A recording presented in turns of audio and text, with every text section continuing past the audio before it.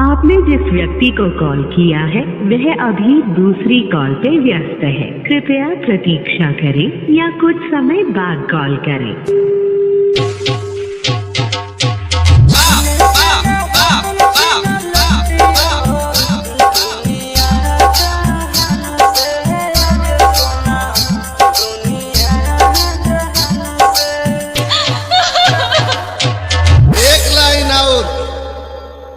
और लाइन करेजा के पार हो जाई।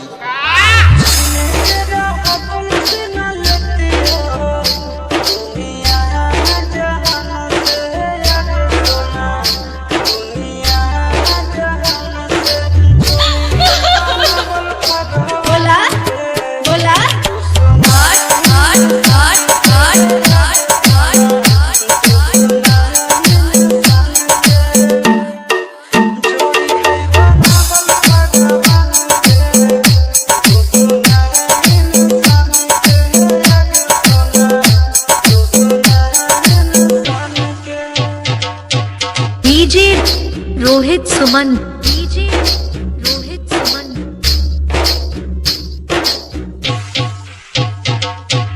जमुई